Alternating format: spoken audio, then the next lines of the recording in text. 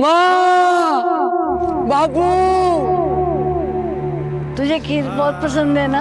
एक बार चला गया तो तुझे खीर कौन खिलाएगा? मैं तुम्हें लेने आया हूँ। कटे हो तुम दोनों। माँ,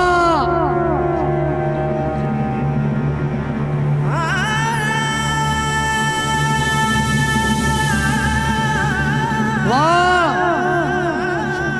बापू, माँ।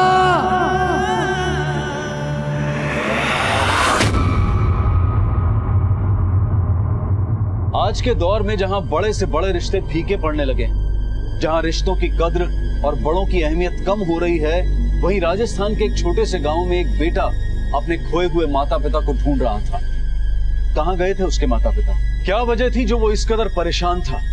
और उस दिन केशव ने पहाड़ी में ऐसा क्या देख लिया था जिसे देखकर वो सन्न रह गया?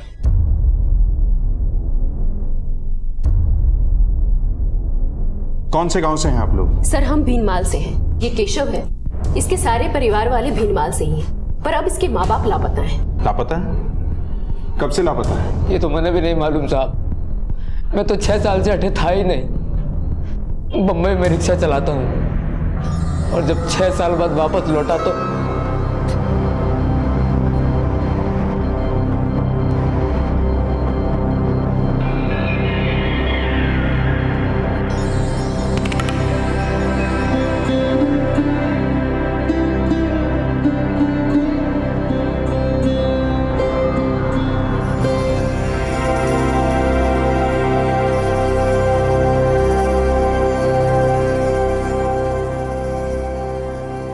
रेती मंगवाई थी, उसका क्या हुआ? कल आ जाएगा मैम।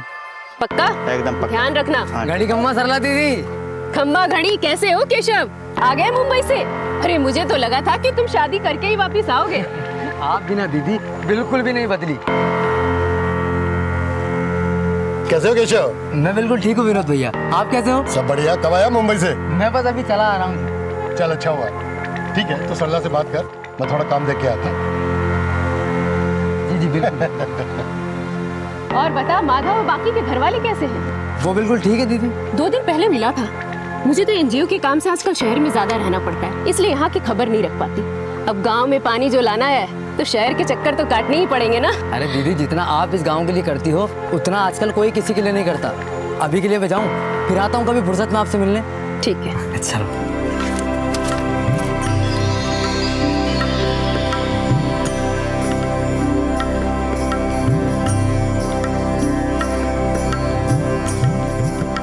अरे गुड्डू, गुड्डू, तू गुड्डू है ना? हाँ? अरे इतना बड़ा हो गया है।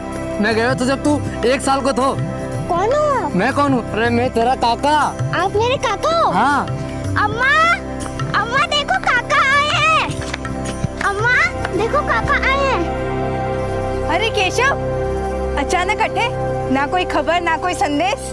अरे भाभी साहब मैंने सोचो कि जब अपने घर जा रहे हैं तो खोज खबर देने की क्या जरूरत है? अरे कैसा अचानक आ गए हो?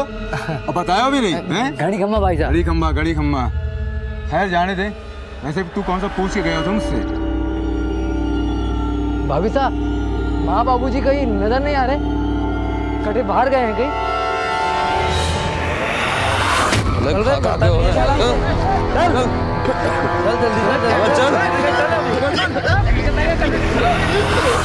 तने बताया नहीं केशव ने? अरे माँ बाबू सब तीरथ पे गए हुए। तीरथ पे? हाँ। कब चले गए तीरथ पे और यूं अचानक? अरे अब नहीं जाएंगे तो कब जाएंगे? अरे मतलब क्या बोल के गए हैं? वापस आने को क्या विचार है? देख उन्हें आने में काफी वक्त लग जाएगा। ये बता तू यहाँ कब तक है? मैं तो बस इसी महीने के लिए हूँ। क्यों? अरे कुछ नहीं, इसलिए पूछ रहा हूँ कि उनको आने में काफी वक्त लग जाएगा। थारे जाने के 20-25 दिन बाद ही आवेंगे वो लोग। अरे भाई साहब, पर आपने उन्हें ऐसे जाने ही क्यों दिया? इस उम्र में उनकी देखभाल कौन करेगा? मुझे एक फोन कर दिया होता, मैं उन्हें तीरथ करा लाता। देख केशव, झूल की बात ना कमारे से 5 महीने में एक बार फोन करता है। 6 साल में अब शकल दिखाई है तने। हर इसके उम्मीद रखूं है? और तुझे माँ बापू की इतनी चिंता होती ना तो तू यहाँ से कभी जाता ही नहीं। चल केशव, फटाफट हाथ मुंह धो ले, मैं तेरे लिए गर्मा गर्म बाजरा की रोटी और साग बनाऊंगी। चल भीतर आ फटाफट।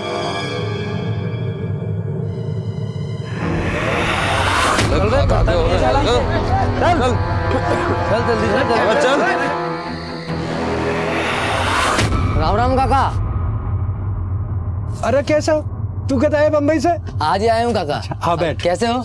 ठीक हूँ बिल्कुल। और घर में काकी और आपको बेटो मोनू वो दोनों कैसे हैं? मैं भी ठीक है। मोनू तो सरपंच के कारखाना में काम करे। अच्छा। हाँ। अच्छा काका एक बात बताओ, थे मैंने फोन पे बताया हो कहीं नहीं कि माँ और बापू दोनों तीर्थ यात्रा पे निकल गए हैं? वो अरे भाई मैं सोचो कि तू बम्बई में तो भी यही काम कर रहा है, दिन भर तो व्यस्त रहे हुए, भागा दौड़ी का मायने तू भी यही परेशान रहे हुए, तो बस ये वास्ते को नहीं बताया, कोई खास बात को नहीं। अच्छा कितने वक्त हो गए उनको निकले हुए? वो एक काम कर, कैसा तू घर आना, हमारे ग्राहकी का टाइम है। ठीक है काका। सदानंद के जमीन पर उनका दोनों बेटा कोई अधिकार है, औरतों को जायदाद में हिस्सा ना मिले, ठीक है? खम्मा खड़ी हुकुम, खम्मा खड़ी। जे केशव है, मुंबई से वापस आ गए हो, सोचा आपके पाँव छुआ दूं। चल घड़ी खम्मा हुकुम। क्या बे भगोड़े, मैंने तो लागो शहर से हीरो बन के वापस आएगा, थारे बदन पर तो रफू किया कपड़ा है। अब यही रहेगा वापस जाएगा? वापस तो जाना है हुकुम, और वैसे भी मैं अठे अपने माँ बापू से मिलने आया था, और अब वो तो है ना।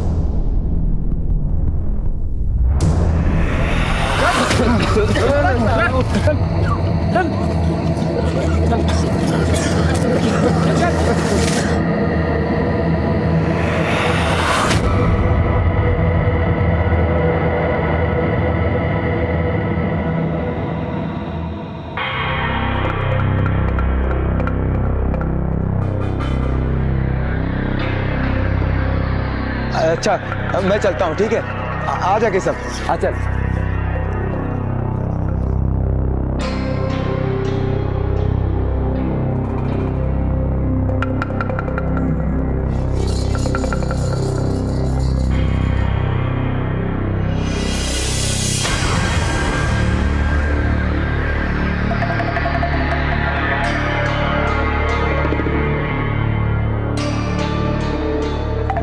लाओ काका मैं मदद कर दूं। नहीं बेटा, अरे बराबर है, मैं कर लूंगा। अरे लाओ काका मैं हाथ लगा दूं इधर।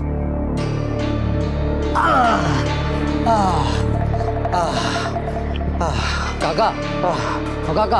हाँ काका आप तो मुझे बचपन से जानो हो, हाँ बेटा। और आपने मुझे गोद में भी खिलाया है। एक बात पूछूं, सच सच बताओगे? काहे पूछना चाहे? हमारे माँ बापू कटे गया काका, मुझे तो लग रही हो जैसे ये पूरा गांव हमारे से झूठ बोल रही हो। आप ही बताओ कहाँ है मेरे माँ बापू? कुछ दिनों पहले गांव में महामारी फैल गई थी, और जितने भी लोग महामारी के शिकार थे ना, उन्हें गांव से बाहर निकाल दिया, गांव की भलाई के लिए। क्या? अरे ऐसे कैसे कोई मेरे माँ बापू को गांव से बाहर निकाल सकता है? इस उम्र में कहाँ जाएंगे वो? जहां तक मुझे पता है, गांव के बाहर जो पहाड़ी है ना, वो उसके पास रुके थे। माँ, बापू।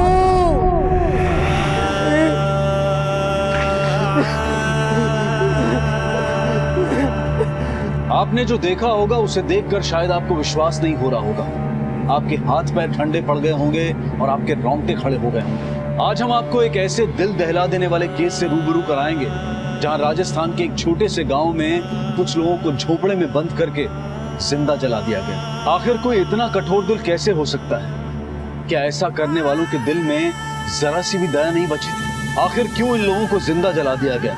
क्या गांव में फैली महामारी ही इस अपराध की वजह थी जो इस कदर बर्बरता से इन गांव वालों को मार दिया गया? क्या इस अपराध के पीछे कोई एक इंसान था, या फिर पूरा का पूरा गांव ही इस घृणित अपराध में शामिल था? दीदी सारे गांव वालों ने हमारे साथ धोखा करा है। हमारे माँ बापू को इन लोगों ने गांव से बाहर निकाल दिया, और अब गांव के बाहर वाली उस पहाड़ी में उन सारे लोगों की जली हुई लाशें मैंने देखी।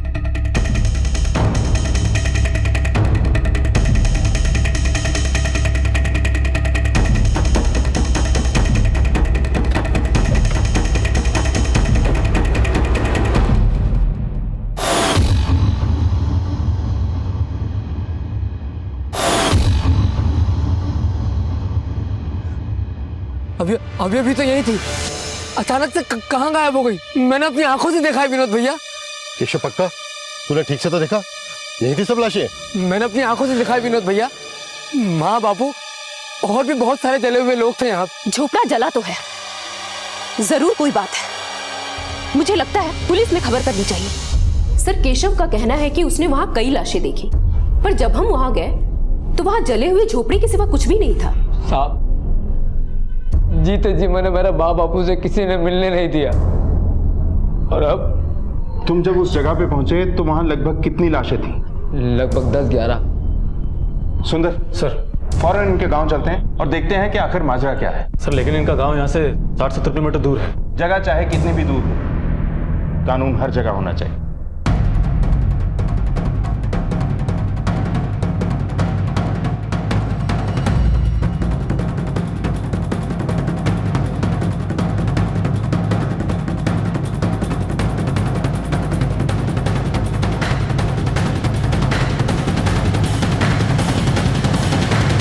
यही जगह है सर, यहीं पे देखा था मैंने।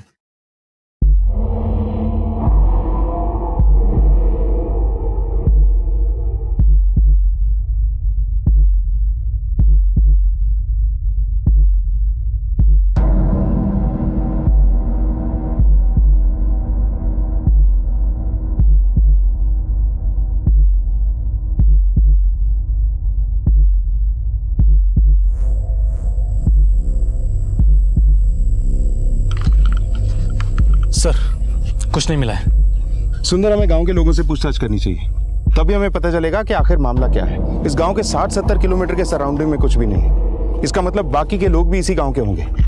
बात अगर केशव के माँ बाप के मरने की होती तो मामला दुश्मनी का या पारिवारिक हो सकता था, लेकिन एक साथ इतने सारे लोगों के मरने की घटना ये किसी और ही तरफ इशारा करती है।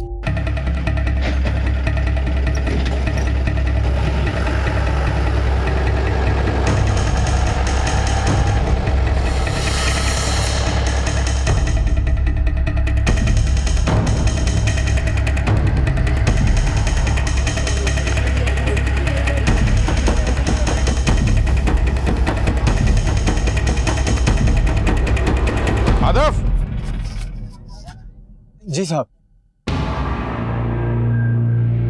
आग?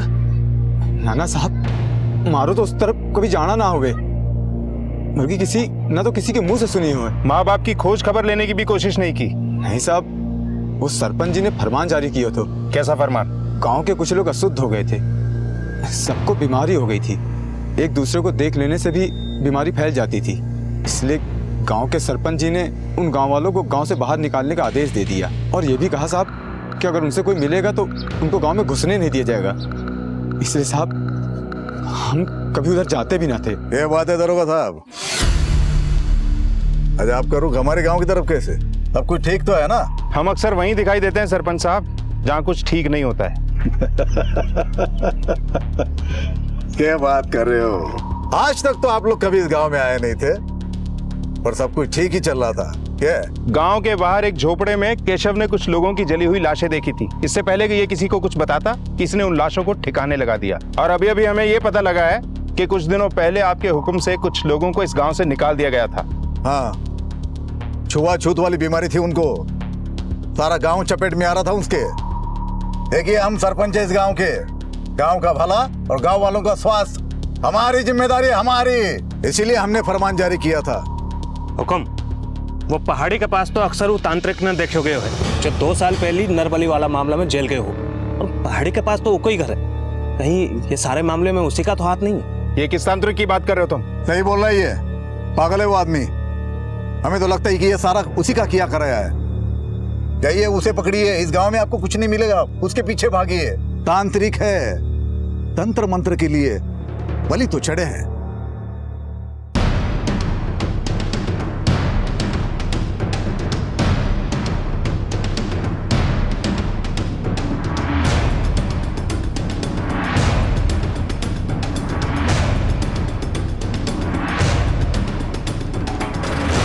सुंदर, ये तांत्रिक जहां भी दिखाई दे इसे पकड़ के पुलिस स्टेशन लेकर आओ। बीमारी की वजह से बेचारे गांव वालों को गांव से बाहर कर दिया गया। गांव में कोई अस्पताल, कोई ऐसी सुविधा भी नहीं है जिससे इनका इलाज हो सके।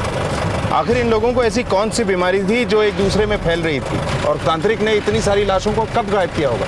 सर शायद ऐसा हुआ होगा, जब केशव पहली बार वहाँ पर गया होगा तो उसने उसे वहाँ देख लिया होगा, और केशव के जाने के बाद तांत्रिक ने सारी लाशों को ठिकाने लगा दिया होगा। एक काम करो, अपने 2 कांस्टेबल्स को इस गांव में छोड़ दो। ये तांत्रिक जरूर किसी और को अपना अगला शिकार बनाने की कोशिश करेगा, और इसकी नरबली वाली फाइल्स भी निकलवाओ। पता करते हैं कि इसने और क्या क्या कारनामे किए हैं।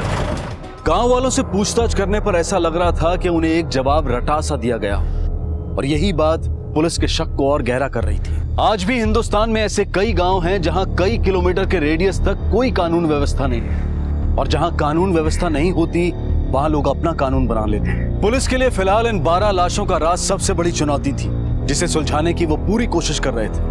वहीं गांव में कुछ ऐसे लोग भी थे जिन्हें ये बात बिल्कुल रास नहीं आई थी कि केशव की वजह से गांव में पुलिस का आना हुआ। केशव की दिलेरी की वजह से ही पुलिस को इन लाशों के बारे में पता चल पाया था, लेकिन कहीं इसी दिलेरी की वजह से केशव किसी मुसीबत में तो नहीं फंसने वाला था।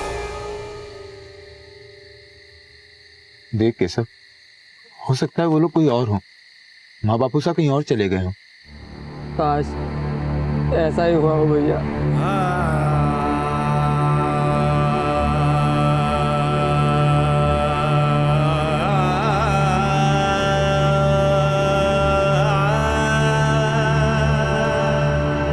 केशव, ले बेटा खीर खा। तुझे खीर बहुत पसंद है ना? एक बार चला गया तो तुझे खीर कौन खिलाएगा? अरे माँ, अब तू देखती जा, बहुत जल्दी तुझे और बापू को भी अपने साथ शहर ले जाऊंगा, फिर हम सब वहाँ इकट्ठे रहेंगे।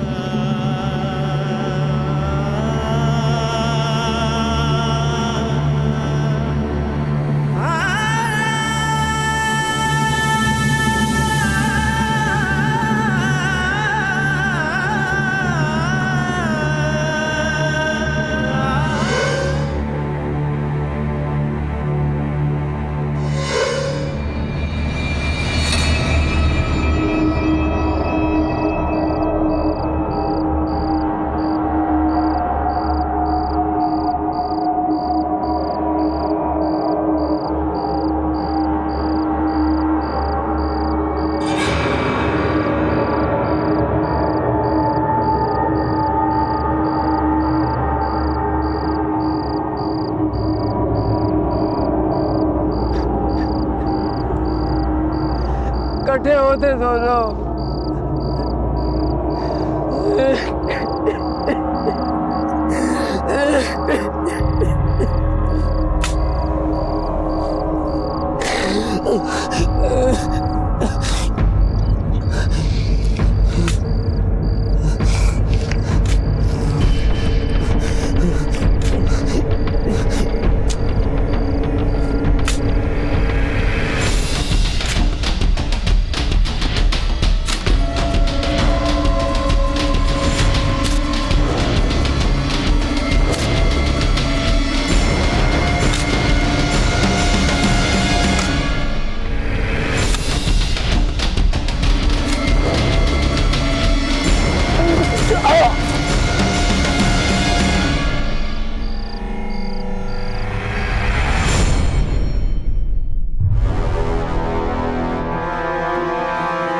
सर, कल रात से पता नहीं केशव कहाँ चला गया और अभी तक घर भी नहीं लौटा है। क्या साहब, हम दोनों पूरी रात इंतजार करते रहे, लेकिन केशव का कोई अता पता नहीं चला साहब।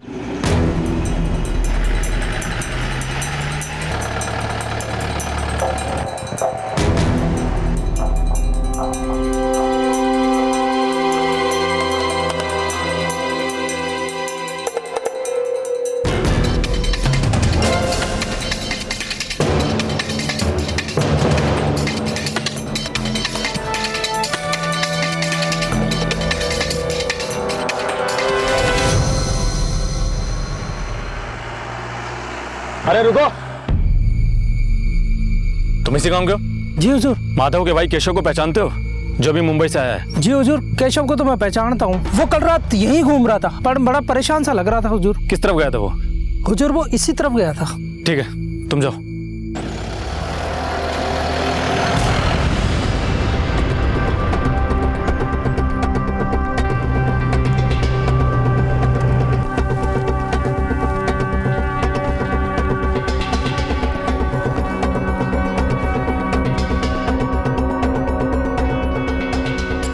आखिर इतनी रात को केशव यहाँ क्यों आया होगा, वो भी इस जले हुए झोपड़े के पास, और इसके बाद वो गया कहाँ होगा? सर, कहीं केशव भी तो उस तांत्रिक का शिकार तो नहीं बन गया?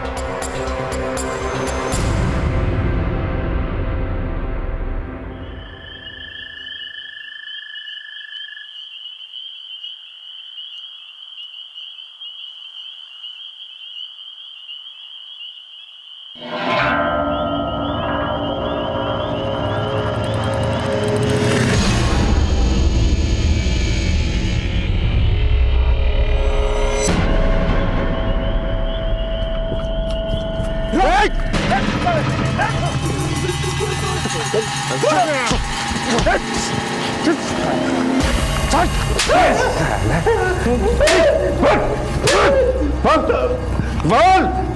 क्यों कर रहा है ये सब? क्यों नहीं सबकी जान? कहाँ है सबकी लाशें? बोल। क्या हुआ साहब, क्या बात है? अच्छा, तुझे पता ही नहीं क्या बात है? वो चाकू, उस पे लगा हुआ खून। बेटा तेरी सारी हिस्ट्री हमारे पास है। पिछले केसों से तू बच गया था, मगर इस केस से नहीं बचेगा। बोल बोल, क्यों मारा केशव को? साहब मैं क्यों किसी को मारूंगा, और आप किस केसम की बात कर रहे हो? तू इन सब मासूमों की बलि चढ़ा रहा था, और केशव वो है जिसकी बलि तूने कल चढ़ाई। बात को घुमा मत, जल्दी बता, बता मामला क्या है? साहब वो लड़का जो कल मिला था।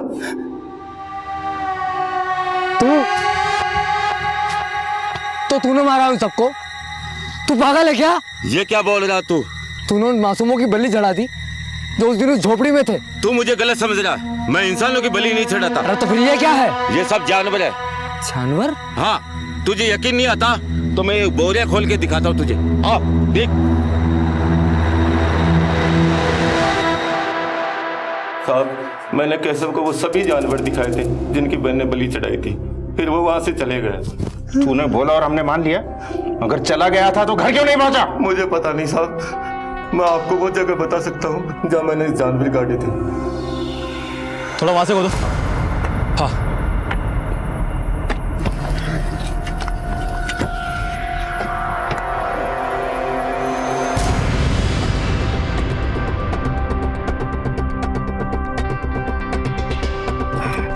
ये देखिए सर। सर, यहाँ तो सारे जगहों से गड़े हुए जानवरों की लाशें मिली हैं। जानवर की लाश? वैसे उसके चाकू पे लगे खून की रिपोर्ट भी आ चुकी है। वो खून के निशान भी किसी जानवर के ही थे। सर अगर तांत्रिक ने कुछ नहीं किया तो फिर इसके पीछे कौन हो सकता है? और केशव कहाँ गया होगा? सुंदर, इसी सवाल की गुत्थी तो सुलझ नहीं रही है।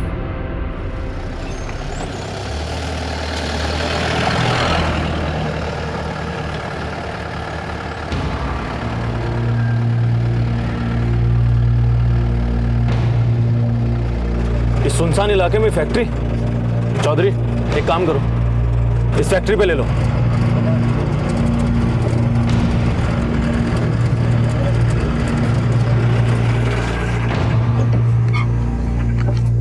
ए, दरवाजा खोल।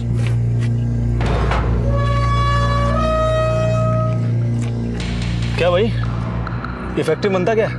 साहब उनसे पूछ लीजिए, वो सुपरवाइजर हैं।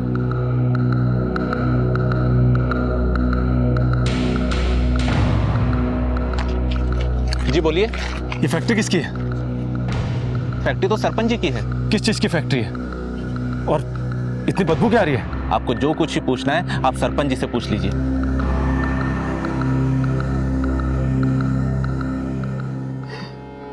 सब मेरी गलती है।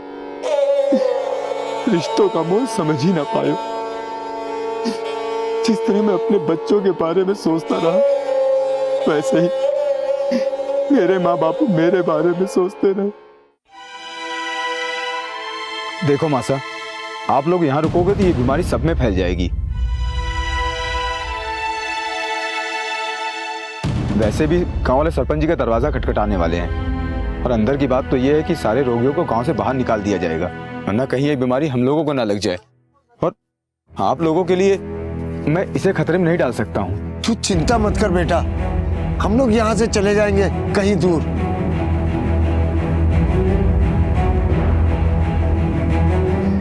दीदी, केशव के लिए भी मैं ही जिम्मेदार हूँ। अगर मैंने उसका ध्यान रखा होता तो वो मेरे साथ होता।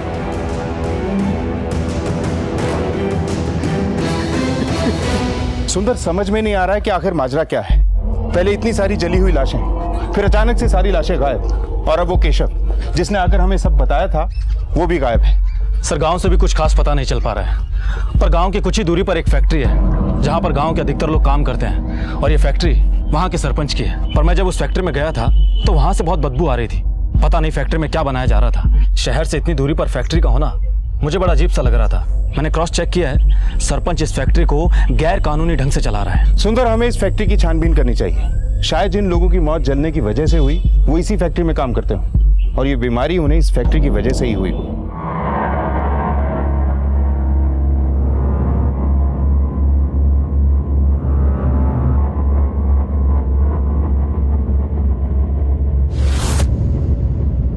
इसका पीछा करो।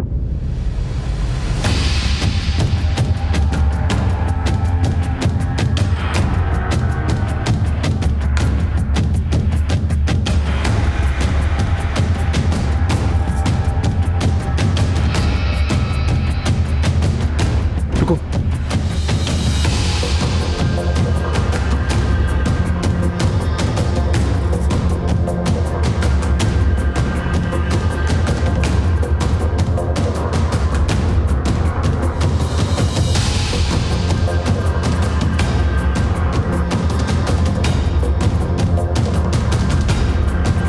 देखो अच्छी तरह।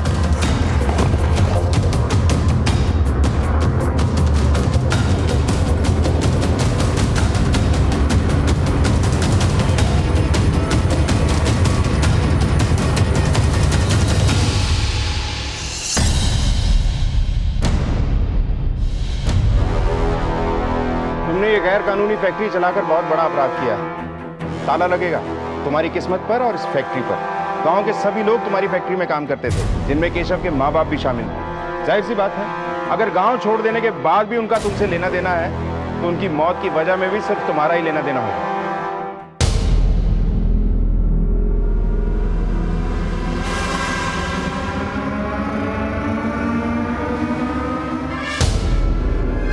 दरोगा साहब, जो मारो गांव है, मारे को यहां से लेके जाना इतना आसान ना है। आपको लेके तो जाएंगे ही सरपंच साहब, आज नहीं तो फिर कभी से। चलो।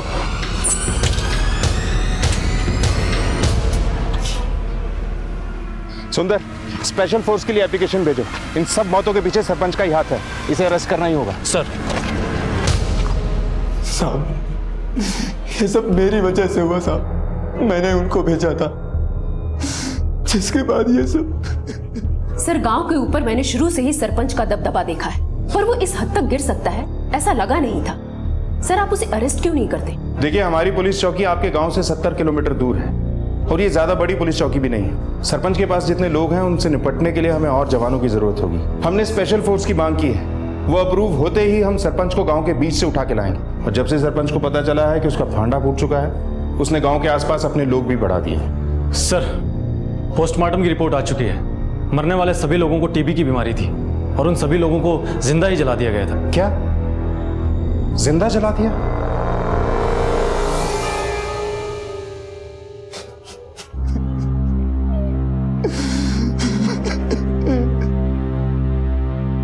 टीबी यानी ट्यूबरकुलोसिस, जिसे हिंदी में क्षय रोग भी कहते हैं, ये एक ऐसा रोग है जो एक इंसान से दूसरे इंसान में फैलता है। हिंदुस्तान में हर साल तकरीबन 12 लाख लोग टीबी से ग्रसित होते हैं और उनमें से मरने वालों का आंकड़ा हर साल लगभग 2.5 लाख के भी ऊपर जा चुका है। ऐसा नहीं है कि इस रोग का इलाज संभव नहीं है। इस रोग का इलाज भारत सरकार द्वारा मुफ्त में किया जाता है, लेकिन कई पिछड़े हुए क्षेत्रों के लोग इस सुविधा का फायदा नहीं उठा पाते। वजह सिर्फ एक ही है, शिक्षा की कमी। पोस्टमार्टम की रिपोर्ट से खुलासा हुआ था कि जो 12 शव गांव से बरामद हुए थे, उन सभी को टीबी था और उन्हें बड़ी ही निष्ठुरता से भूखे रखने के बाद जला दिया गया था। पुलिस की तहकीकात का रुख अब एक फैक्ट्री की तरफ मुड़ गया था, जहां माधव के माता पिता काम करते थे। उन्होंने तय कर लिया था कि वो उस फैक्ट्री में जाकर और जानकारी हासिल करेंगे, क्योंकि वो एक ऐसे क्लू की तलाश में थे जिससे इन निर्मम हत्याओं के राज से पर्दा उठ सके। सर, क्या ये सरपंच इतना बड़ा नेक्सस अकेला हैंडल कर सकता है? मुझे तो ऐसा लगता है कि इसके साथ कोई तो जरूर है। ये सब तब पता लगेगा सुंदर, जब सरपंच हमारे हाथ लगेगा। सर, मेरे पास एक आइडिया है। आइडिया थोड़ा अजीब है, पर फोर्स आने के अप्रूवल से पहले ट्राई कर सकते हैं।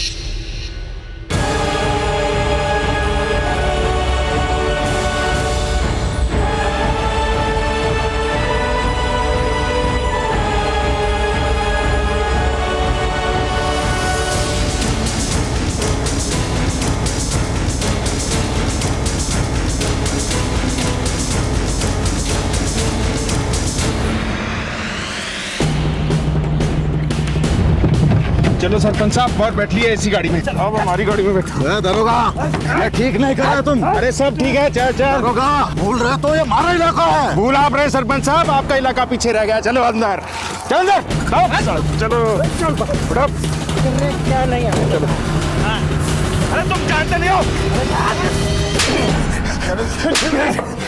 एक तो तू गैर कानूनी फैक्ट्री चला रहा था, ऊपर से तेरे ही डंपिंग ग्राउंड में जली हुई लाशें मिलती हैं और मरने वाले सभी लोग तेरी ही फैक्ट्री में काम करते थे। क्या ये सब? हाँ मैं मानता हूँ वो फैक्ट्री मेरी है, वो लाशें मेरी जमीन पर मिली थी, लेकिन सब उन सबको महामारी थी। उनको महामारी नहीं थी, टीबी थी उन्हें, जो तेरी ही फैक्ट्री में काम करने की वजह से हुई। क्या ये सब मामला? सर, केशव का पता चल गया है।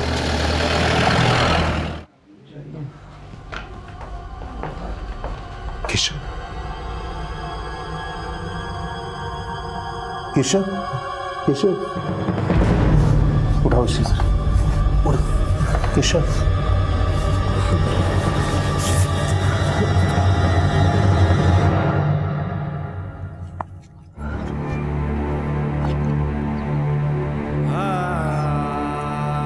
भाई साहब, मैं तो यहाँ माँ बापू से मिलने आया था। एक अरसे के बाद उनका चेहरा देखने वाला था। पर देखो ना ये क्या हो।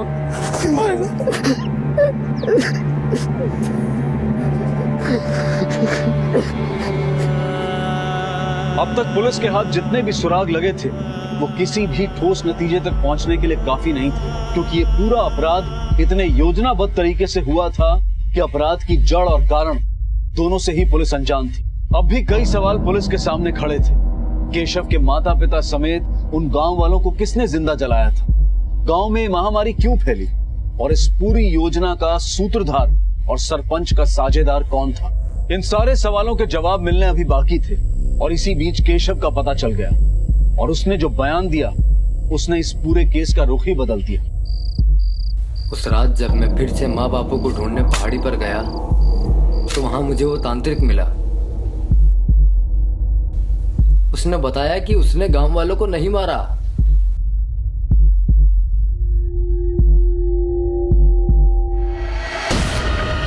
और यही बात जब मैं सरला दीदी को बताने गया तो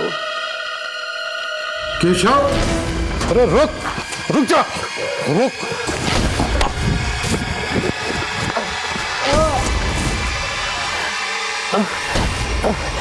ये तो तुरुक का इक्का है विनोद, इसे तो संभाल कर जिंदा रखते हैं।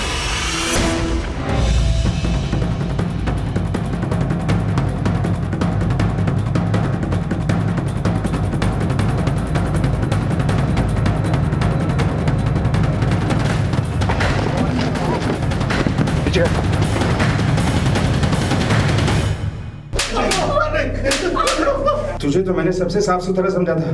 ये क्या कहानी है? इतनी लंबी प्लानिंग, इतना बड़ा सेटअप।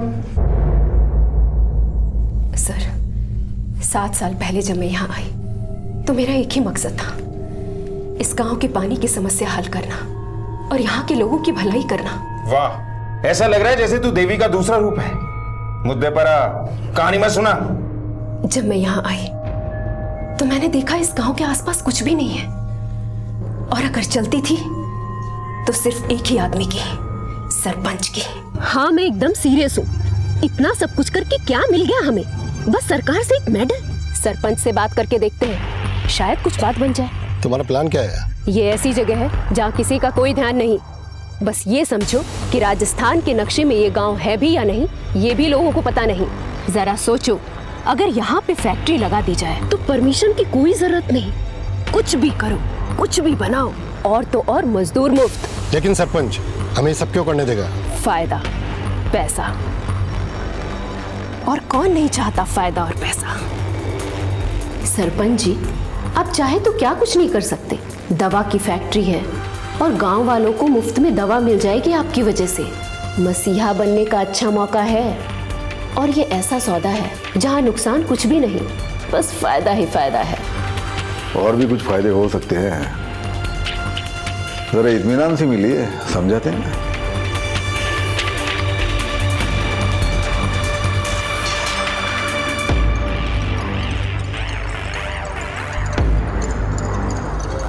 कल से फैक्ट्री के काम में हाथ लगा दे सरपंच जी। बिल्कुल बिल्कुल। हमें पता था कि फैक्ट्री में जो केमिकल हम यूज करने वाले हैं उससे गांव के लोग बीमार पड़ेंगे ही, इसलिए हमने फ्री में दवा बांटने का नाटक भी किया। गांव वालों को जो दवा हम बांटते थे उसमें पानी भरा होता था। ये बात हमने सरपंच को नहीं बताई थी। फैक्ट्री और बाकी का सब कुछ सरपंच के नाम पर चल रहा था। हमें शक तो था सरपंच की नीयत पर, और फिर तभी हम लोगों को इतने कम पैसे, बात तो 50-50 की हुई थी ना। अरे बात हुई थी, कोई लिख के तो नहीं दिया था ना। ये ठीक नहीं है। ठीक लगे तो कर, वरना तंबू बम्बू उखाड़ के गांव से बाहर फेंकवा दूंगा। मैंने सोच लिया था कि इस गांव से सरपंच को उखाड़ फेंकूंगी। फैक्ट्री में धीरे धीरे लोग बीमार पड़ने लगे। उनकी बीमारी जब लोगों में फैलने लगी तो मैंने ही सरपंच से कहा कि उनको गांव से बाहर निकाल दें, ताकि फैक्ट्री में रात में भी काम करवा के उनसे ज्यादा से ज्यादा मुनाफा कमाया जा सके। और फिर उस रात जब सरपंच ने बीमार गांव वालों को गांव से बाहर झोपड़ी में बंद कर दिया था, तो मैंने और विनोद ने मिलकर उन्हें जिंदा जला दिया, ताकि सारा इल्जाम सरपंच पर आए।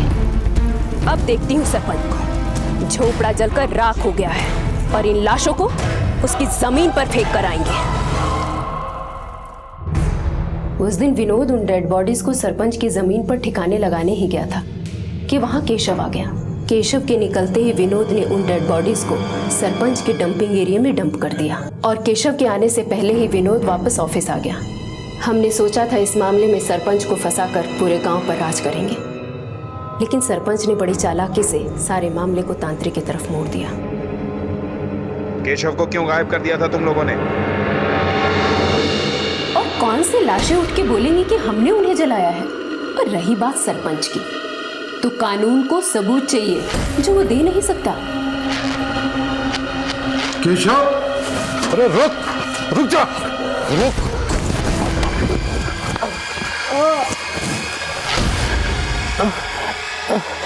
ये तो तुरुप का इक्का है विनोद, इसे तो संभाल कर जिंदा रखते हैं।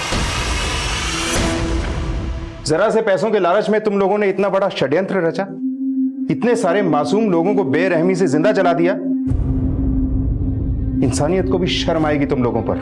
कोर्ट से मिलने वाली मौत की सजा बहुत कम है तुम लोगों के जुर्म के सामने।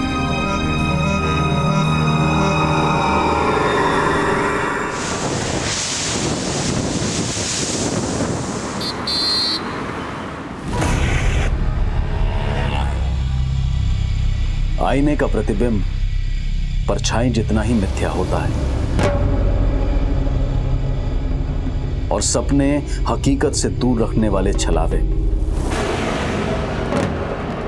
लेकिन जब हकीकत इंसान को छलती है तो वक्त भी उसका साथ छोड़ देता है।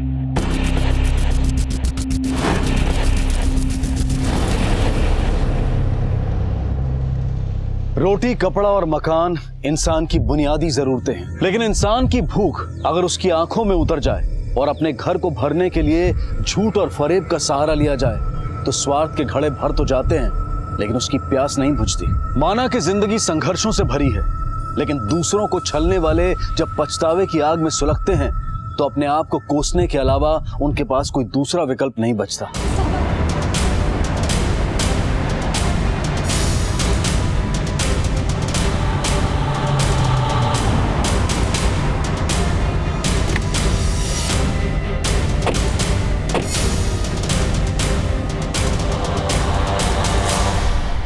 तुमने मरियम को मरवाने के लिए गुंडे भेजे थे? नहीं साहब, वो मरियम झूठ बोल रही है।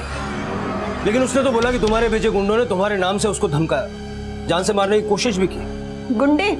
गुंडे तो मरियम के वो दोनों मुश्तंडे बेटे हैं जो हम दोनों बहनों का रोज पीछा करते हैं।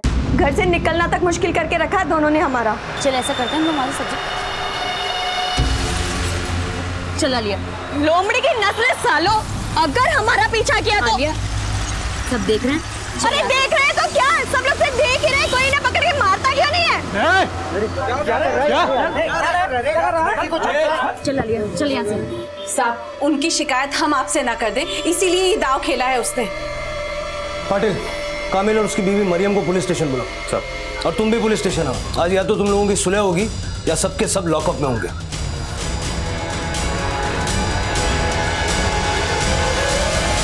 साहब मैं जो साहब ना मैं क्या मैं मत कर। इन सब का मुखिया है तू।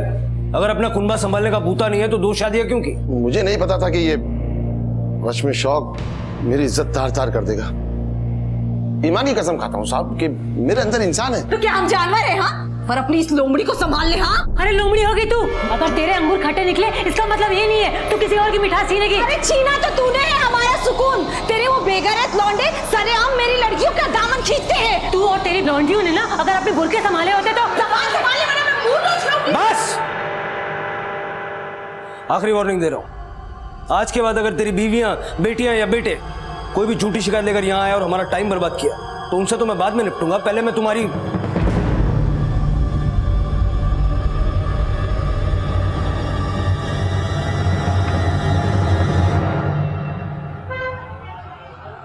अस्सलाम वालेकुम कामिल भाई।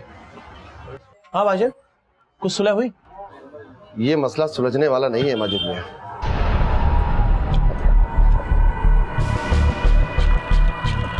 दोनों ही सुलग रही हैं। लगता है मुझे अब कुछ दूसरा ही तोड़ निकालना पड़ेगा।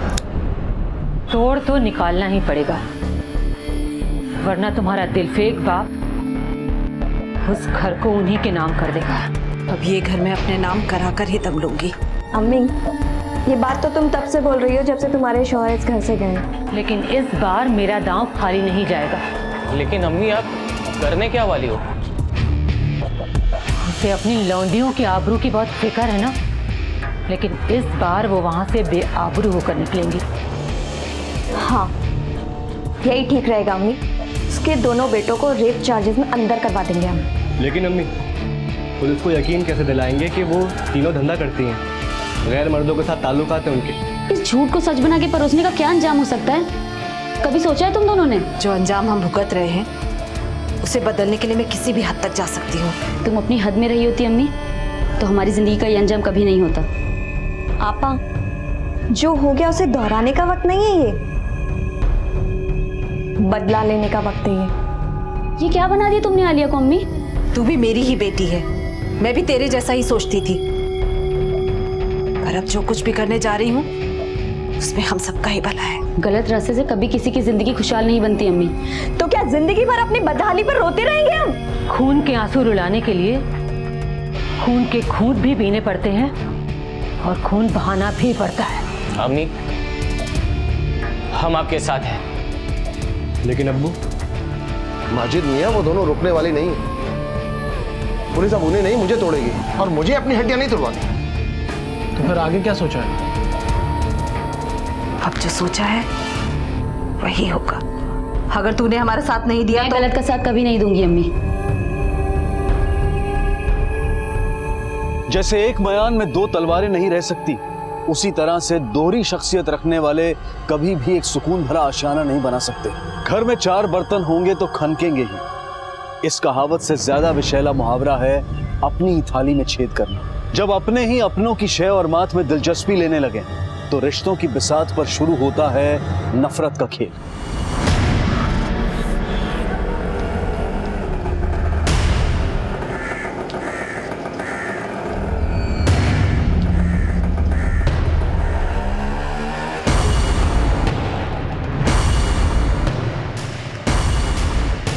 भाई साहब, वो रिक्शा के पीछे चलना।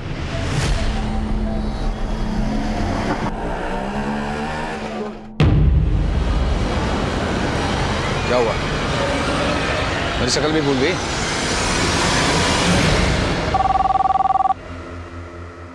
हेलो,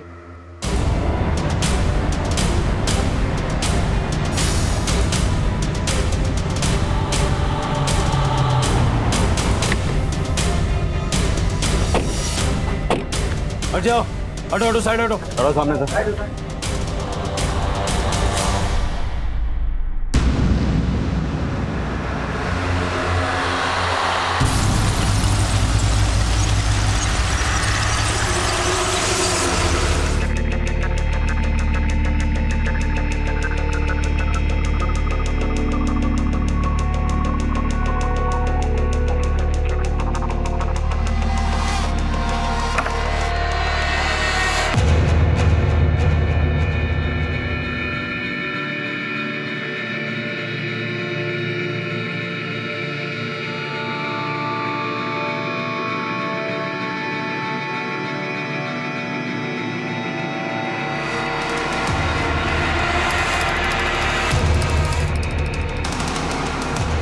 सर, दोनों लड़कियों की मां परवीन गायब है और उसका फोन भी स्विच ऑफ है। ये सारा खाने पीने का सामान भी फॉरेंसिक में भेजो। सर ये असलम, ये इनके घर में ऊपर भाड़े पे रहता है, इसी ने हमें कॉल किया था। सर मुझे नहीं पता कि आंटी कहाँ पर है। मैंने तो आलिया और फातिमा की डेड बॉडीज देखी तो 100 नंबर पे कॉल कर दिया बस। वो तो फर्स्ट फ्लोर पे रहता है ना, तो यहाँ से शोर शराबे की, झगड़े की, तोड़फोड़ की आवाज तो सुनी होगी। सर इनके यहाँ तो रोज तो झगड़ा होता था, इनफैक्ट सर कल भी हो रहा था, लेकिन मैंने ध्यान नहीं दिया। कल रात घर के आसपास इनके बाप, भाई, दोस्त, रिश्तेदार या कोई शक्मंद किसी को देखा? नहीं सर, मैं जॉब पे से आता हूँ और सीधा सो जाता हूँ। क्या काम करता है? सर डोमिनिक में पिज्जा डिलीवरी बॉय हूँ। सुबह कॉलेज आता हूँ और इवनिंग शिफ्ट में जॉब करता हूँ। सुबह सबसे पहले लाशें तूने देखी? हाँ सर, मैं सुबह रेंट देने के लिए आया था तो देखा कि इनका दरवाज़ा खुला था। और कब से किराए पे रह रहा है? तकरीबन 1 साल से।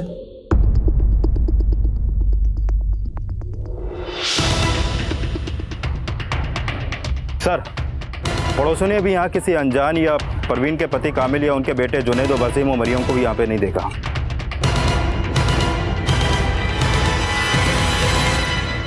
लेकिन ये कांड मरियम और उसके दोनों बेटों का ही किया धरा है। सबको लेके आओ, और उस परवीन के पति कामिल को भी। सर, 2 बिल्लियों की लड़ाई में रोटी बंदर खा जाता है।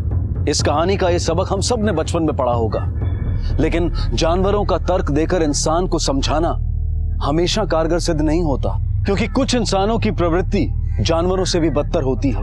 लेकिन उनकी हत्या में किसका क्या फायदा और कैसा मकसद छुपा था, और उनकी मां परवीन इस वक्त कहां थी? इन सवालों के जवाबों की तलाश में पुलिस का परिचय इन मां बेटियों की जिंदगी के ऐसे पहलुओं से होना था जो इस केस को 4 साल पीछे ले जाने वाला था। आलिया और फातिमा तुम्हारी सगी बेटियां नहीं थी? वो परवीन के पहले शौहर सादिक की बेटियां थी। ये सादिक कौन है? सादिक हमारे होटल पे सब्जी सप्लाई करता था। परवीन कभी कभी पैसे लेने आती थी, तभी से हमारी बोलचाल है।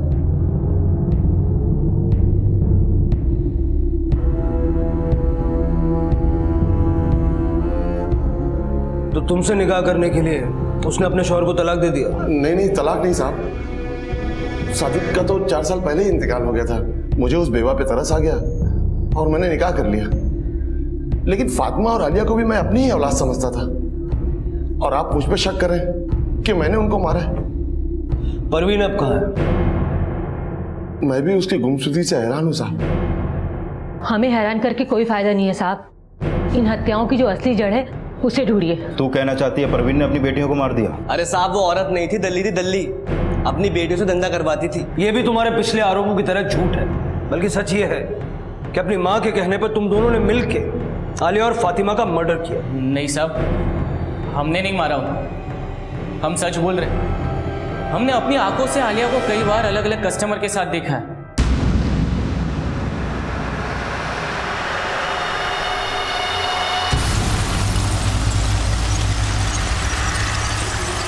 आलिया को किसी के साथ देख लिया तो उसका यह मतलब है कि वो प्रोस्टिट्यूशन करती थी। और फातिमा? फातिमा तो अपनी माँ के और बड़े धोखे का शिकार हुई। कैसा धोखा? 6 महीने पहले उसकी मंगनी हारून से हुई। हारून? वो निकाह तो फातिमा से करना चाहता था, पर उससे इश्क परवीन लड़ा रही थी। परवीन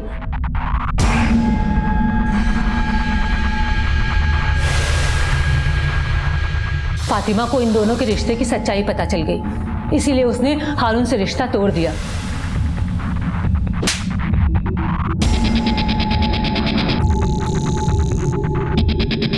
इसलिए वो परवीन को छोड़कर हमारे साथ रहने लगा। मुझे तो लगता है कि परवीन अपनी दोनों बेटियों को मारकर हारून के साथ भाग गई। मरियम और तेरे बेटे के आरोपों में कितनी सच्चाई है? साहब, मेरे जख्म मत कुरे दिए, हाथ जोड़ता हूं आपके। हाथ मत जोड़, सच बोल, वरना ये हाथ पैर सब टूट जाएंगे। मैंने परवीन से सच्ची मोहब्बत की थी। तो फिर परवीन और उसकी बेटियों को छोड़ने की वजह क्या थी? साहब, जो उन्होंने कहा है आप वही समझ लो। मतलब तू अपनी जबान नहीं खोलेगा? मैं अपनी जबान से उनकी इज्जत तार तार नहीं करना चाहता। इनका भरोसा नहीं किया जा सकता। परवीन, आलिया और फातिमा के साथ साथ इनकी कॉल डिटेल्स भी निकलवाओ और पता लगाओ ये हारून कौन है। सर, मैंने आलिया और फातिमा के मोबाइल चेक किए, दोनों फोन से। कल रात 9 बजे से 12 बजे के बीच परवीन के नंबर पर बहुत कॉल हुई, लेकिन परवीन ने उनका कॉल रिसीव नहीं किया। इसका मतलब उनका मर्डर रात 12 बजे के बाद हुआ। सर एक बात और, फातिमा के मोबाइल स्क्रीन पे उसकी फोटो एक लड़के के साथ है, ये देखिए। पाटिल कहीं यही हारून तो नहीं? मरियम ने जो सिक्का उछाला उसके एक तरफ परवीन तो दूसरी तरफ हारून का जिक्र आया।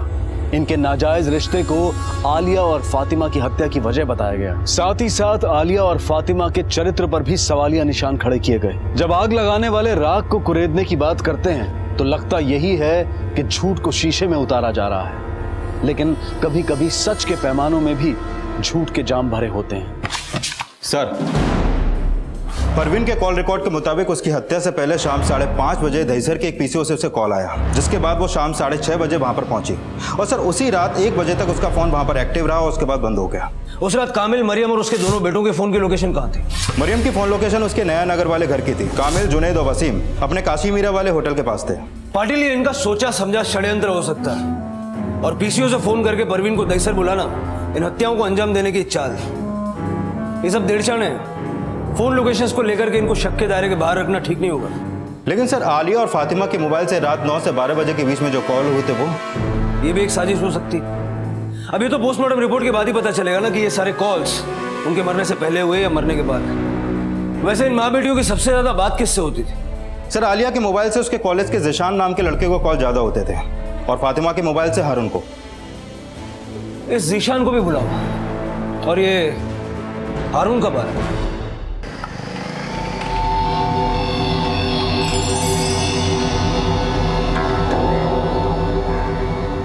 सर, मैं तो यकीन भी नहीं कर पा रहा कि अब फातिमा।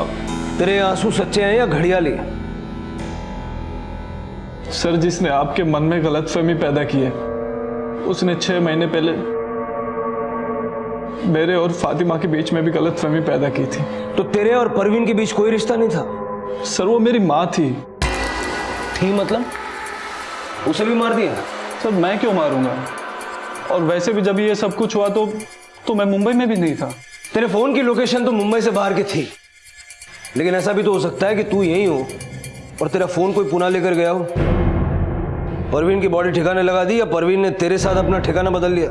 सर, आप गलत कह रहे हैं। तो तू बोलना सही क्या है? ऐसा क्या जादू किया रे तूने फातिमा पर, जो 6 महीने पहले तुझे परवीन के साथ हम बिस्तर देखने के बाद भी पिछले 1 महीने से वो तेरे टच में थी? तेरे साथ सेल्फीज, प्यार मोहब्बत वाले मैसेजेस। सर, 6 महीने पहले फातिमा ने मुझे नहीं बल्कि मैंने फातिमा को छोड़ा था, क्योंकि सर मरियम ने यह कहकर मेरे कान भरे थे कि फातिमा कैरेक्टरलेस थी। मैं सच कह रही हूँ, फातिमा का कई लड़कों के साथ चक्कर है। उसकी माँ और बहन ना किसी से कम नहीं है। लेकिन आप तो उनकी बड़ी माँ है ना। मैं उन्हें कुछ नहीं मानती और तुझे इसलिए आगाह करने आई हूँ कि कल को तुझे बलि का बकरा बना के कहीं पैसे ना ऐंठ ले। लेकिन सर, 1 महीने पहले मरियम और उनके दोनों बेटे जुनैद और वसीम की सच्चाई मेरे सामने आ गई। अगर हमारा पीछा किया तो आलिया, सब देख रहे हैं? अरे देख रहे हैं तो क्या है? सब लोग से देख ही रहे हैं, कोई इन्हें पकड़ के मारता क्यों नहीं है?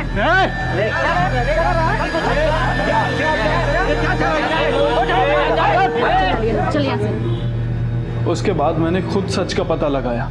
सर, वो लोग उनको जानबूझकर बदनाम कर रहे थे ताकि वो लोग परेशान होकर ये शहर छोड़ दें और वो उनका घर हड़प लें। ये तुझे बताया किसने? आलिया ने। और फातिमा तो इतनी स्वाभिमानी थी कि वो अपनी अम्मी और बहन को कहती थी कि उनको जो कुछ भी चाहिए वो दे दो। सर, फातिमा बहुत अच्छी लड़की थी।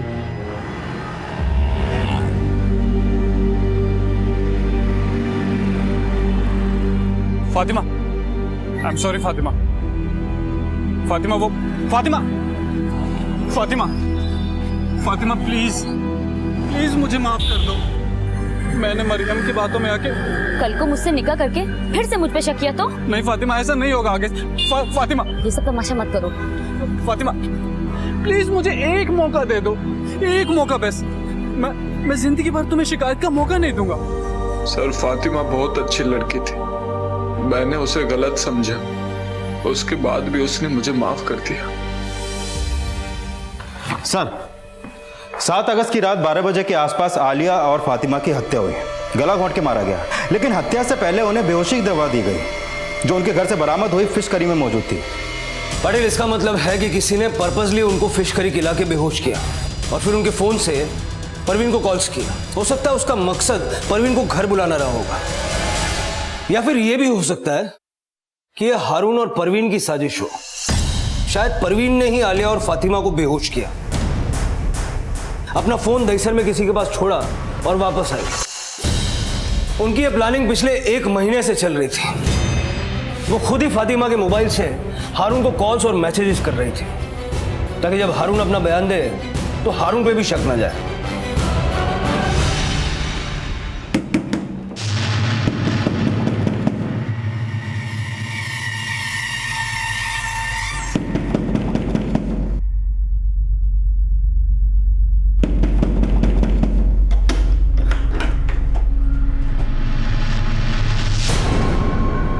सर, मैंने हारून की अलीबाई चेक की।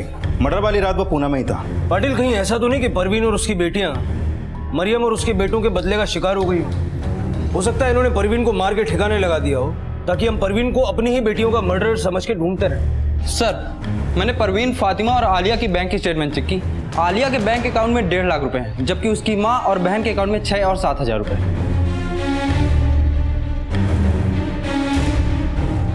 इस आलिया के बॉयफ्रेंड जीशान का क्या स्टेटस? सर, मेरी उससे बात हुई है, कॉलेज के बाद आ जाएगा। सर, आलिया मेरी अच्छी दोस्त थी, हम एक ही कॉलेज में पढ़ते थे, इसलिए अक्सर हमारी बातें हुआ करती थी। तेरा अफेयर था उससे? जी सर। आलिया तुझसे उधार भी मांगती थी क्या? नहीं सर, लेकिन आप ये सब। आखिरी बार कब मिले थे उससे? सर, 7 या 8 अगस्त को। 8 को नहीं, 7 को, क्योंकि उस रात उसका मर्डर हो गया। लेकिन सर, मैं शाम को थोड़े टाइम के लिए मिलने गया था उससे। चलता हूँ यार। नहीं, डिनर करके जाना, आज फिश करी का प्रोग्राम है। तू बना रही है? नहीं, मैं नहीं, कोई और आ रहा है। कौन? मेरा बॉयफ्रेंड। मतलब मेरे अलावा कोई और भी है? बहुत है सर। मुझे नहीं पता आलिया की जिंदगी में और कौन कौन था। कोई भी हिंट जो उससे कभी मिला हो, उसे छेड़ता हो।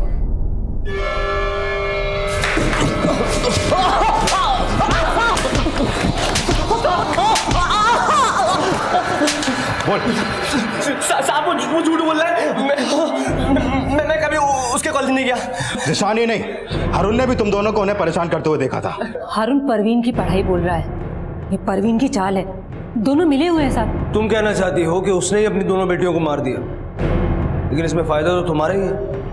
तुम्हारे शौहर के नाम का वो मकान अब तुम्हारा हो जाएगा। साहब, परवीन चाहती थी मैं मीरा रोड वाला घर उसके नाम कर दूं। तो तूने क्या किया?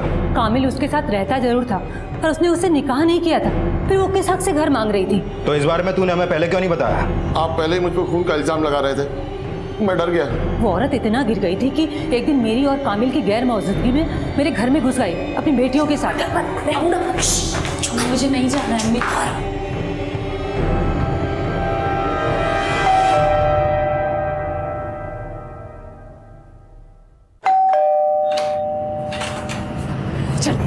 अरे ये क्या हो रहा है? मैंने कहा ना, चुप कर, हटा इसको। अरे ये क्या कर रहे?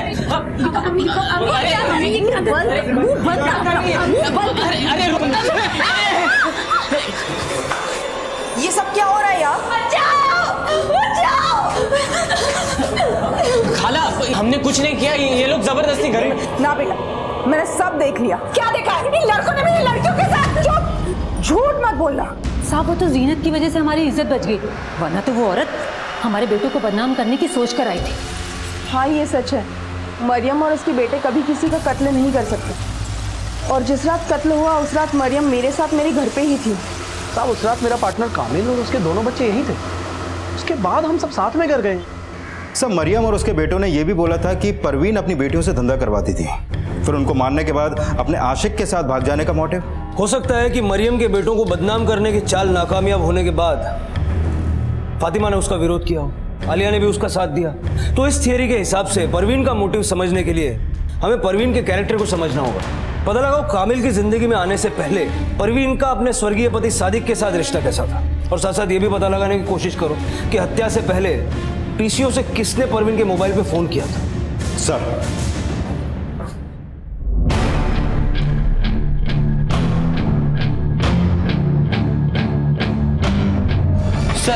जिस पीसीओ से परवीन को कॉल हुई थी उसके सामने वाली शॉप की सीसीटीवी फुटेज मिल गई।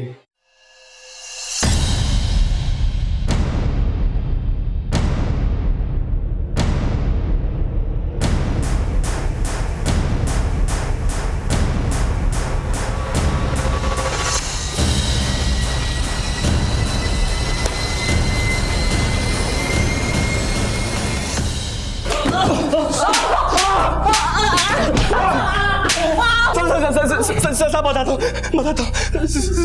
साहब, मैंने मारा, मैंने उसे कॉल किया था, पर साहब हमने मारा नहीं। कॉल किस लिए किया था?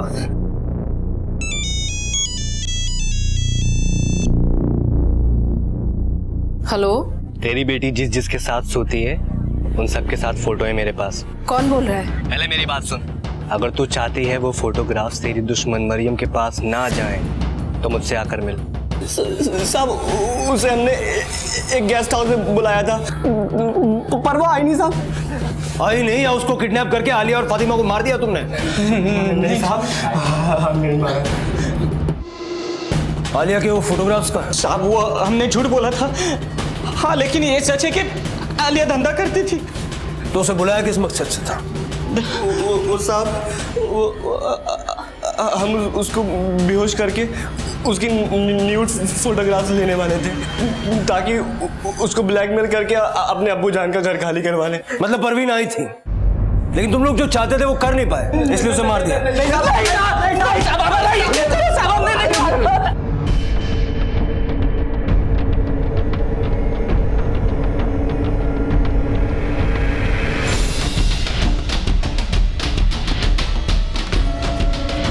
सर, जिस गेस्ट हाउस में जुनैद ने परवीन को बुलाया था, वहां जुनैद और वसीम ने रूम तो लिया था, लेकिन गेस्ट हाउस के स्टाफ ने वहां परवीन को नहीं देखा, और वो दोनों भी रात 9 बजे वहां से चेकआउट करके चले गए।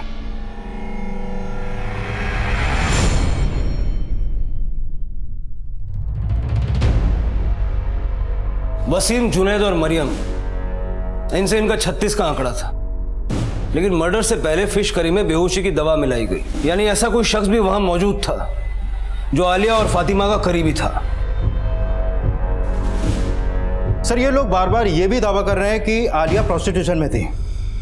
उसके अकाउंट में इतना पैसा होना, कहीं सर इस मर्डर में उसके किसी कस्टमर का तो हाथ नहीं? वसीम और जुनैद ने आलिया को जिस जिस गेस्ट हाउस के बाहर देखा है, वहां पता करो वो किन किन से मिलती थी। पुलिस एक तरफ ये पता लगाने की कोशिश कर रही थी कि आखिरकार आलिया के बैंक अकाउंट में इतना पैसा होने का असल राज क्या था, और साथ साथ आलिया से जुड़े रहस्यों का भी खुलासा हो गया।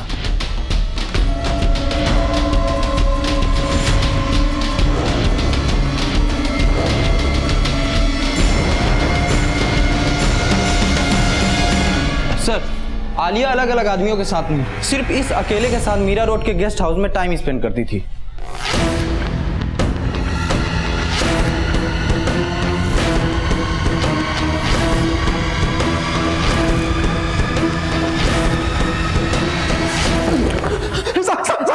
बताता हूँ साहब, आलिया मुझे 6 महीने से बेवकूफ बना रही थी साहब। वो कामिल से मिलने आती थी, मैं उसकी खूबसूरती देख के फिसल गया था। मुझे लगा कि मैं भी उसे पटा सकता हूँ। फिर मैं धीरे धीरे उस पर चांस मारना शुरू कर दिया।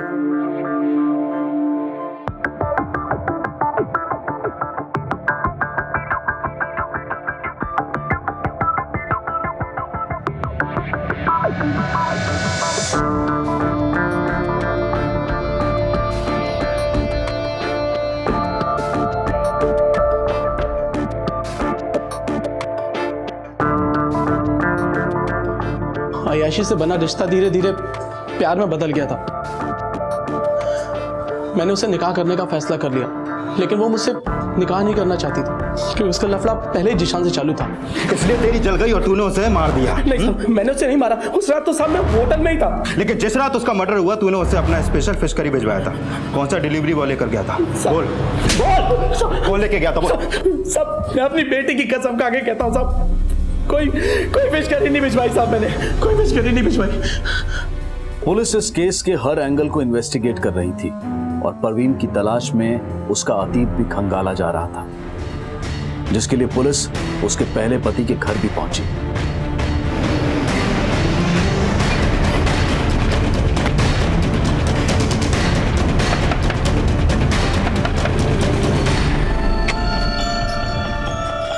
जी बोलिए।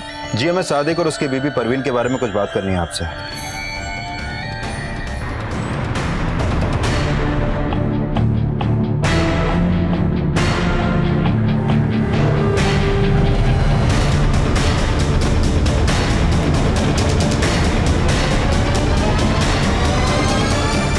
सादिक है, वेजिटेबल सप्लाई की आड़ में ह्यूमन ट्रैफिकिंग करता था।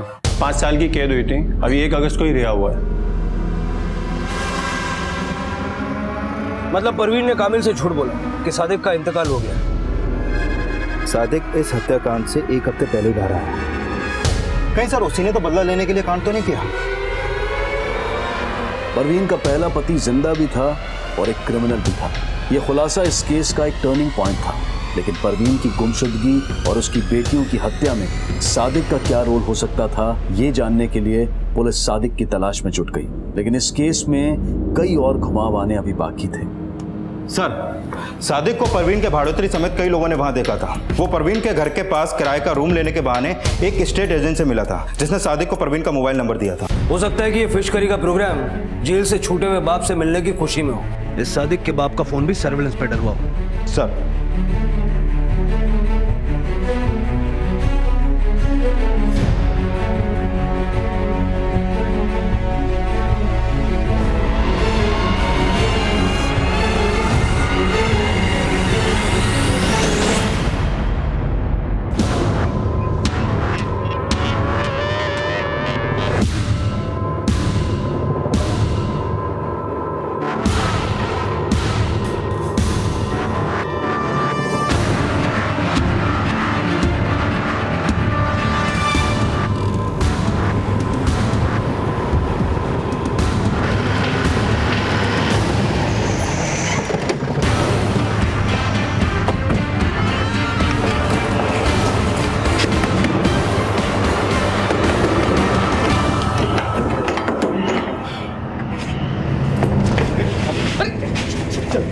अंदर देखो कौन है।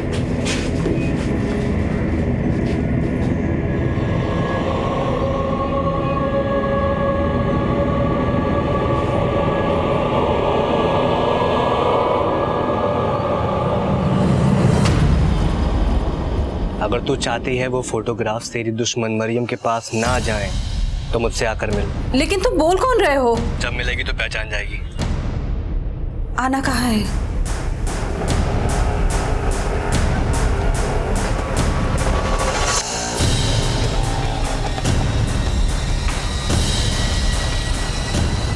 भाई साहब, वो रिक्शा के पीछे चलना। मैंने उसका पीछा किया साहब, और जैसे वो रिक्शा से उतरी, वो मेरे सामने आ गया। क्या हुआ? मेरी शक्ल भी भूल गई? मुझे लगा कि सादिक ने ही मुझे फोन करके वहां बुलाया है। साहब, मैंने सिर्फ उसका पीछा किया। मैं किसी जुनैद को नहीं जानता। बस मैं अपनी बेटियों के सामने उसे नहीं मिलना चाहता था, इसलिए। उसने मुझे धमकाया और अपने साथ ले गया। बैठो। साहब, उस औरत ने मुझे धोखा दिया। मुझे कैद क्या हो गई? ये कहने लगी कि मैं मर गया और वो कामिल के साथ रहने लगी। तुमने कामिल से झूठ क्यों बोला कि सादिक मर चुका था? बोलो। साहब, उस औरत ने मेरे जज्बात से खेला। मैं उसे सबक सिखाना चाहता था, और मुझे पता है वो कामिल को भी उसने पागल बनाया होगा पैसे हड़पने के लिए। ये सच नहीं है। मैं मानती हूँ कि मैंने कामिल से झूठ बोला, पर मैं उससे सच्ची मोहब्बत करती थी साहब। लेकिन तूने उसे ही नहीं, अपनी बेटियों को भी धोखा दिया। फातिमा के होने वाले शौहर के साथ तेरा रिश्ता था। पैसों के लिए अपनी बेटियों की इज्जत नीलाम करती थी, धंधा करवाती थी उनसे। ये झूठ है साहब, ये झूठ है। तो फिर कामिल ने तुझे छोड़ा क्यों? कामिल ने मुझे नहीं छोड़ा साहब, बल्कि मैंने खुद उसको अपनी जिंदगी से दूर कर दिया। उसने मेरे जज्बात से खेला, निकाह तक नहीं किया मुझसे, क्योंकि उसकी नियत मेरी बेटियों पर थी।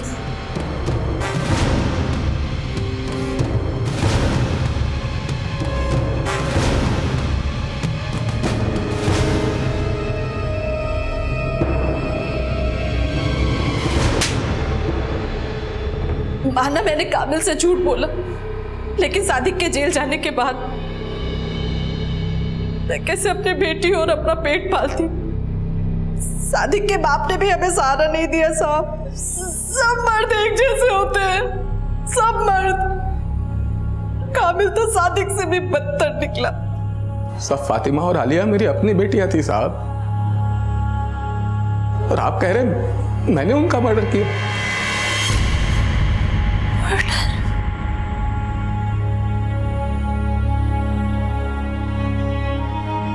फातिमा आलिया। हाँ, उनका मर्डर हुआ है। मारने से पहले उन्हें बेहोश किया गया। जो फिश करी उन्होंने खाई थी उसमें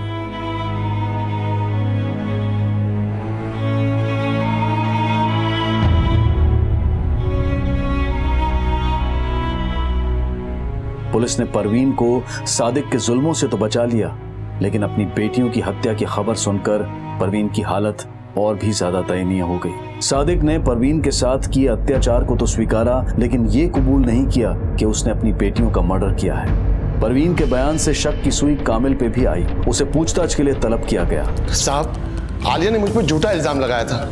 मैं उसे अपनी बेटी मानता था। अच्छा?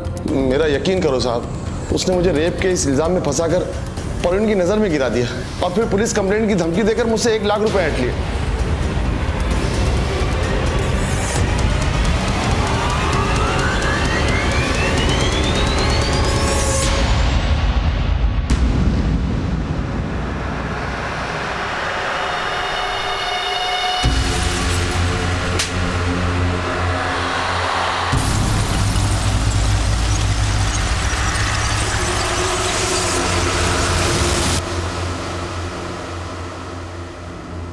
आलिया की दोस्ती उसके कॉलेज के एक लड़के जिशान से थी।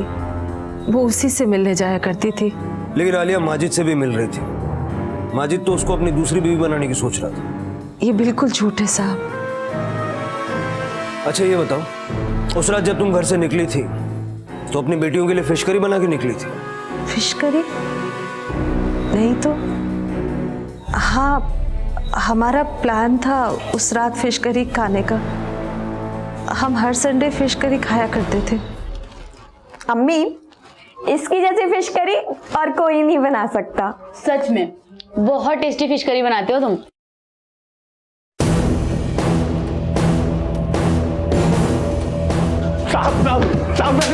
मैंने कुछ नहीं किया।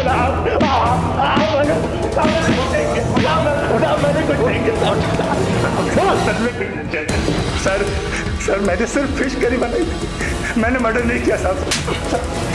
सर मेरा यकीन कीजिए, मैंने वाकई कुछ नहीं किया सर।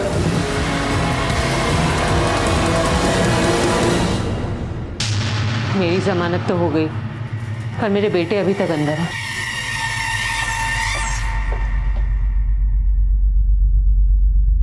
ये कल ही जमानत पे रिहा हुई है और आज आप फिर से आपा को कितनी बार अंदर बाहर कराओगे आप लोग?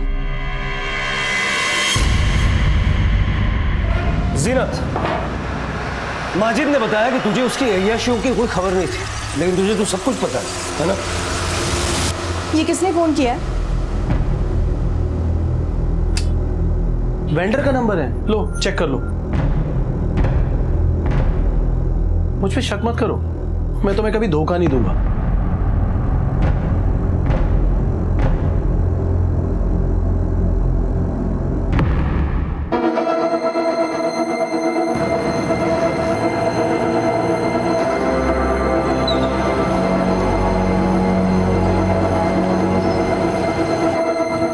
सिर्फ 20,000? अब और नहीं है मेरे पास, मैं तुमको नहीं दे सकता आलिया। देने तो पड़ेंगे माजिद, वरना मैं तुम्हें मॉलेस्टेशन के चार्ज में अंदर करवा दूंगी।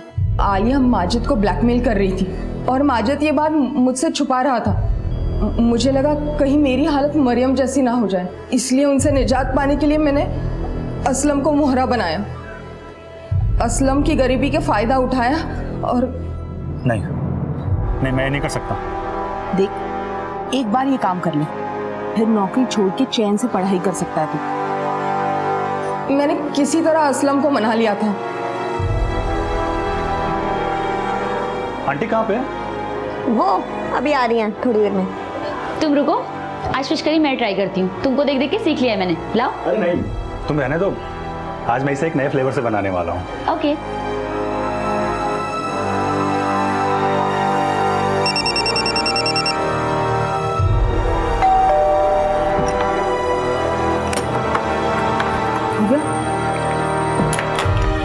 इनकी माँ कहाँ है?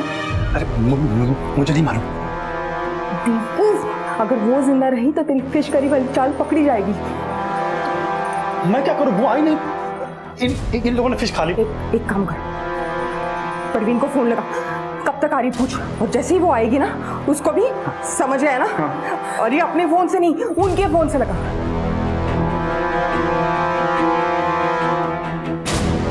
उठा नहीं रही वो।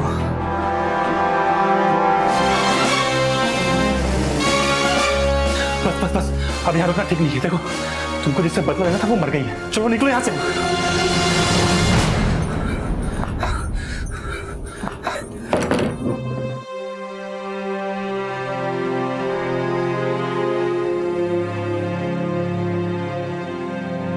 गलत रास्ते से कभी किसी की जिंदगी खुशहाल नहीं बनती अम्मी। तुम्हें कामिल जी से झूठ नहीं बोलना चाहिए था, उन्हें सब सच बता दो। अगर वो सच में तुम्हारी परवाह करते होंगे तो तुम्हारा साथ देंगे, लेकिन झूठ तू से मुझे समझाएगी? हाँ? और खबरदार, अगर तेरी जबान पर ये सच आया कि तेरा बाप जिंदा है। मुझे माफ कर दे फातिमा, अगर मैंने तेरी बात समझी होती तो।